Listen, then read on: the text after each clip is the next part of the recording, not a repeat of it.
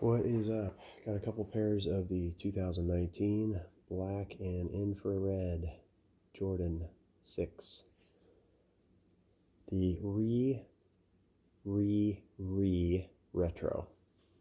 First being 2000, then skip all the way out to 2010 with the weird felted Durabuck, and then we get the 2014 with the standard Durabuck and the 3M. And then we get the 2019s. Let's get into it. So I got one pair from Nike and one pair from Eastbay. Got the kind of typical sticker you see on a lot of the Foot Locker Eastbay Champs foot action releases. In terms of the boxes, you get the OG style box for each. I'm going to flip this so the lids face a little bit better. Both the same size, one in a 12.5, needed 12. Got the Nike in there. And got the Eastbay in this one.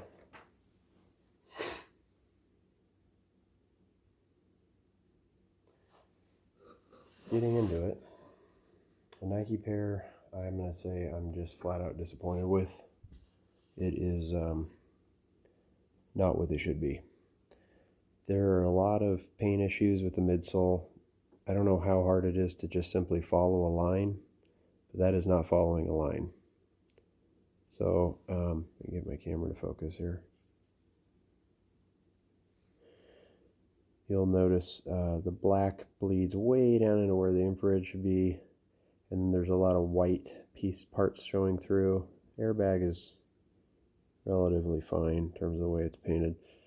And the heels, like this section's not bad. But it looks as if they painted the midsole in infrared and then blacked it out. So I think the whole base is infrared, and then the second layer is actually black. So over time, the black will probably last the least long. The Nike Air on this particular one is fine, unlike the other shoe. Very thin letters. Get into some comparisons later, perhaps, but and this is, I think, the better of the two.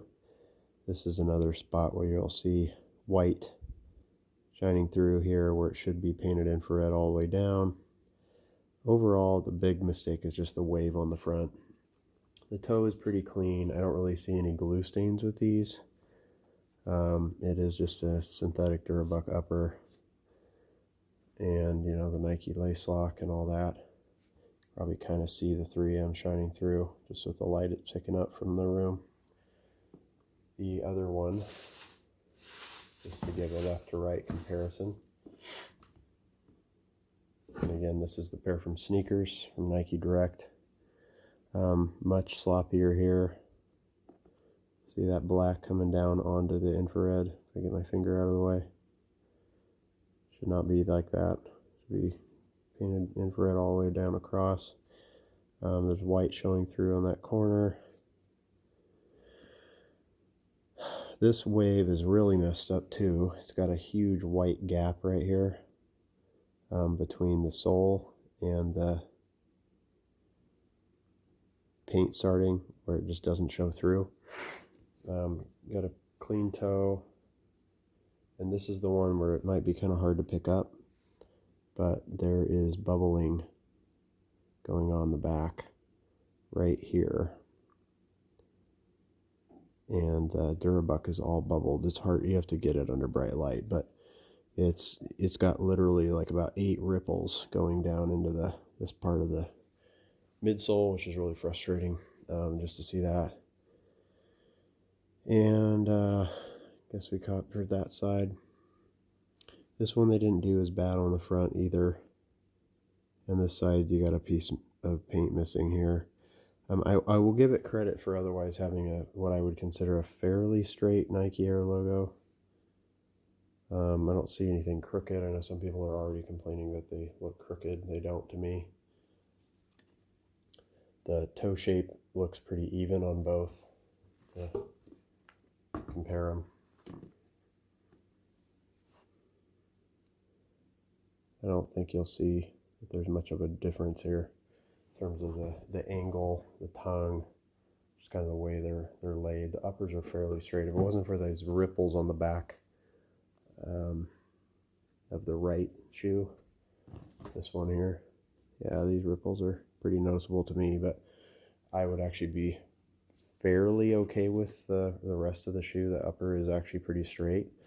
The cushioning seems a little bit thin, but not bad. But again, getting into the Eastbay pair, I would say it's a distinct, marked increase in terms of the layout of the paint. This one has still not by any means following the lines. I mean, the infrared should go right up to the line, and it fails to do that. But it doesn't have that like ridiculously black dripping into that zone look. Heel, they made a bobble here. Actually see a little bit of paint overlay there. The other thing about this Nike pair too is there's actually a section where you can see the paint strokes on the midsole, and you can see that the black is going over infrared, and it's on this section here, but I think it's on the other shoe. I'm gonna set that one down before I get confused.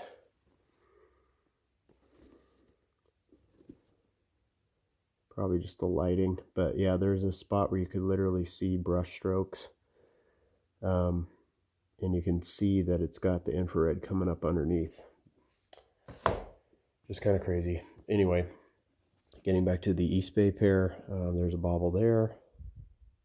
You see that painted down into the infrared, or infrared not painted enough over into that area. This didn't quite catch the line either.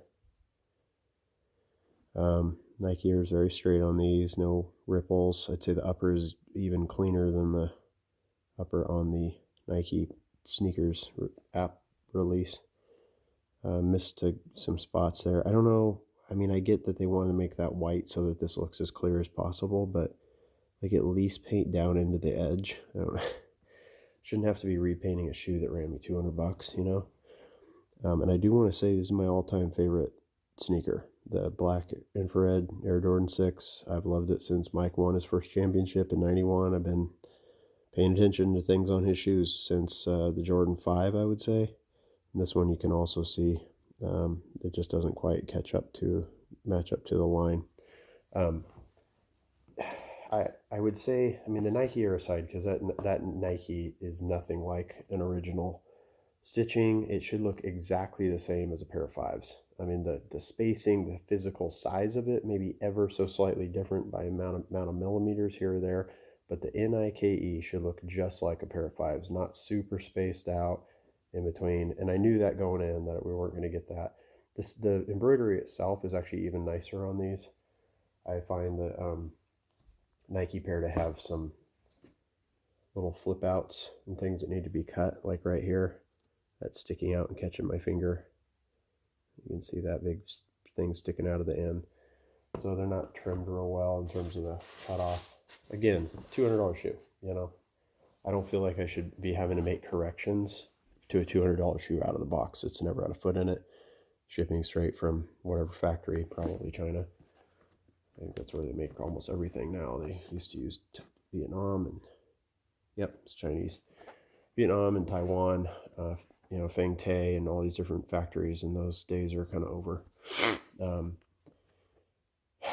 terms of this one, you see a bobble here. There's kind of what I would call a paint scuff that's black that's on there. Yeah, this right shoe is definitely not quite as clean as the left. There's another paint mistake.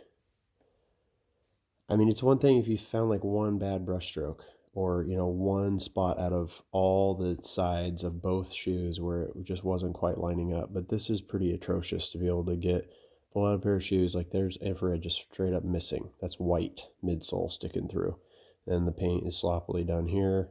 And this is the better of the two pairs, in my opinion, both because of the uppers are straighter and because the overall paint job is slightly better.